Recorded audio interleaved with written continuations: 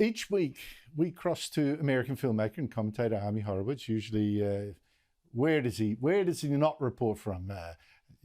Israel, New York, San Francisco. But today, and for the first time, I'm having to cross to Morocco on the very northwest of Africa, just down from Spain, across the Strait of Gibraltar.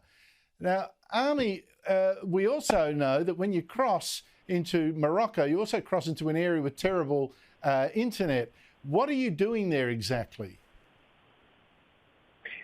Buongiorno, Andrew. Yes, we do have awful internet here. I apologize for that. Here on vacation with my family. Just here for about 10 days over Passover. Enjoying the sights. First time Morocco. Love it. Yeah, but what I found interesting, I want to get to Donald Trump today in a second, but Morocco is an amazing story, isn't it? I mean, 70 years ago, I just checked today, it had nearly 300,000 Jews there, living there. Now there's just 6,000. I mean, almost all of them packed up and gone. In some Arab countries, it's much worse because there's almost no one. But Morocco has done something very different. It's now rebuilding dozens of synagogues, including the first in any university in the Arab world, and it's putting out the welcome mat to Jews, and there you are. What's the story there? Are you noticing anything? Yeah, it's really interesting. And by the way, one of the untold stories is what happened in 48, after the creation of Israel. Yeah, people always harp on the dislocation of some of the Palestinians from Israel, but they fail to talk about the massive expulsion of Jews. In fact, it's much larger than the expulsion of Jews from Spain in 1492, expelling the Jews from nearly every single Arab and Islamic country, rendering them homeless. The only place they had to turn to was the state of Israel. Morocco was not an exception. As you said, it went from hundreds of thousands of Jews to just a few thousand. But what they've seen now, at least Morocco has, is that there's a resurgence in tourism.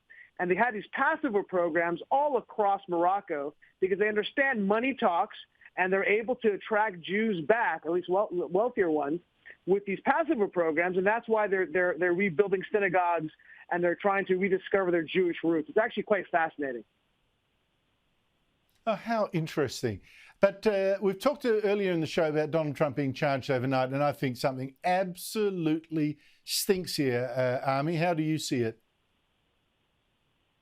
Yeah, I see it the same way. You know, and I don't want to belabor the legal minutiae which we discussed last week. I'm sure other people discussed, but it bears repeating that you have the New York State DA is trying to prosecute Donald Trump on a federal case where he has no jurisdiction, but a federal case that the federal government has already declined to prosecute twice, both the Southern District and the FEC. Yet they're still trying to do this because this is a political prosecution without any kind of doubt.